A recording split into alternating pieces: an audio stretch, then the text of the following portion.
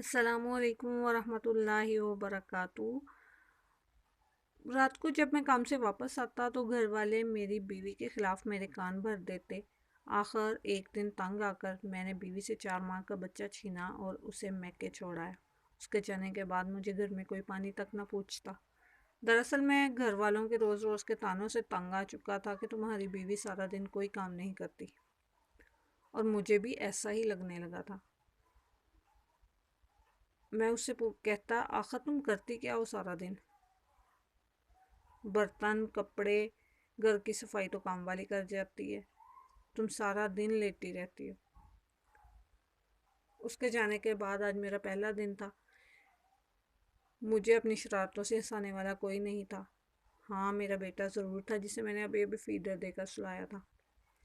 दूध पिलाने से लेकर बच्चे को सुलाने तक मुझे क्या क्या करना पड़ रहा, मैं तफसील में जाना चाहता हूँ।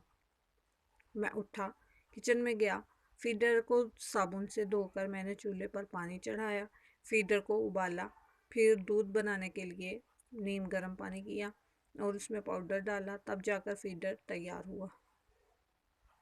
दूध पिलाने के बाद मैंने उसे कंधे से लगाकर थपथपाया ताकि दूध हजम हो सके।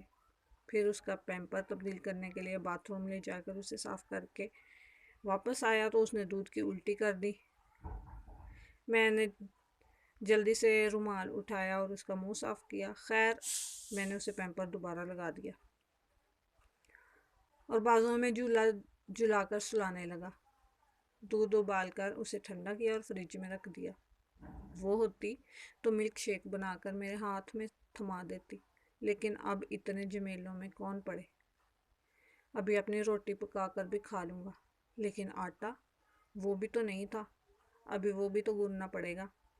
लेकिन शुक्र है सालन तो पड़ा है, बस कटोरी में डालकर अवन का बटन ही दबाना है।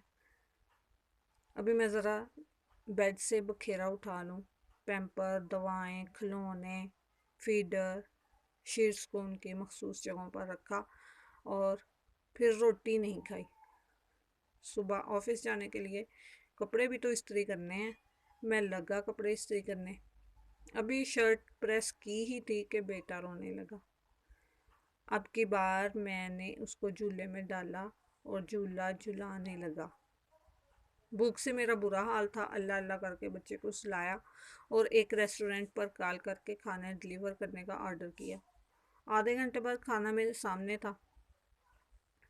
मैंने बड़े बड़े नवालों में खाना ख़त्म कर दिया, क्योंकि मैं जानता था अगर बेटा दोबारा जाग उठा तो खाना पड़ा रह जाएगा और फिर दोबारा गर्म करने के लिए भी तो टाइम चाहिए, और मुशक्क़त भी इतनी।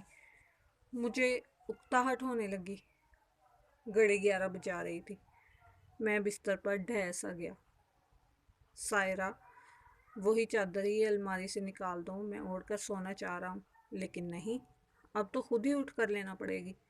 मैं अभी इसी सोच में था कि यूपीएस भी जवाब दे गया और पंखा बंद हो गया। इससे पहले कि गर्मी के सबब मेरा बेटा जाग जाता और चिल्लाने लगता, मैं बेड से छलांग लगा कर उठा और झट से दस्ती पंखा अलमारी से निकाल लाया और उसको पंखा झेलने लगा और साथ साथ नींद की शिद्दत से खुद भी झूलने लगा। 12 बजे बिजली आई। मैं फ़ौरन ही सो गया। 2 बच्चे बेटे की रोने की आवाज़ से मेरी आँख खुल गई। गहरी नींद से जागने पर मेरे सर में दर्द होने लगा। उसे भूख लगी हुई थी। मैं सुस्ती से उठा, डब्बे का दूध बनाकर पिलाया। 2:30 बजे के करीब बेटा सो गया।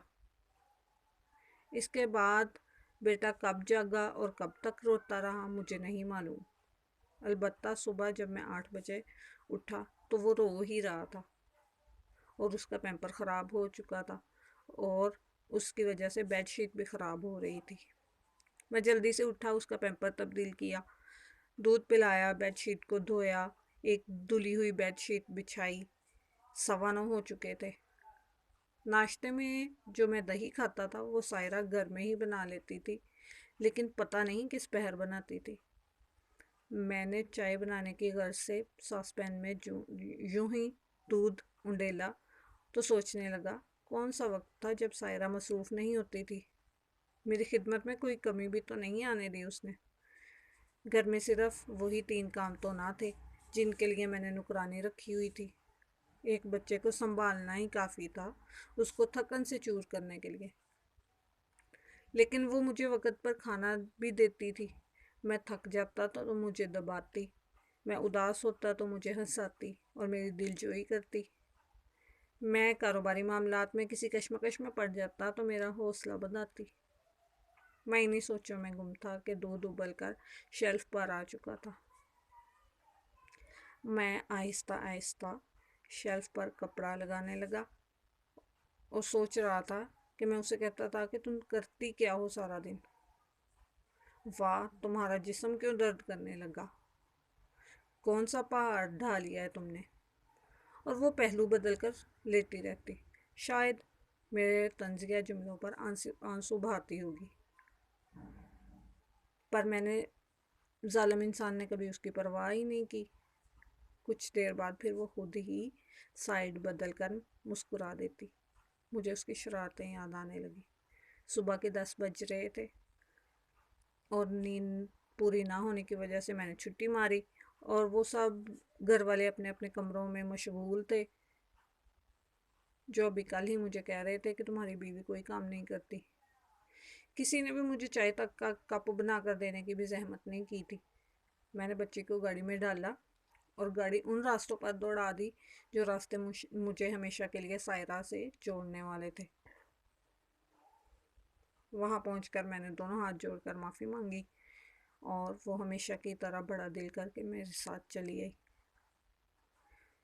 شادی شدہ حضرات سے میری ریکویسٹ ہے کہ ٹھیک ہے، سب کا آپ پر حق ہے، سب آپ کو مشورہ دے سکتے ہیں، لیکن ماں باپ کے بعد سب سے زیادہ حق آپ پر آپ کی بیوی کا ہے۔ اس کو ٹائم دیں، اس سے پوچھیں، اس کی دل جوئی کریں۔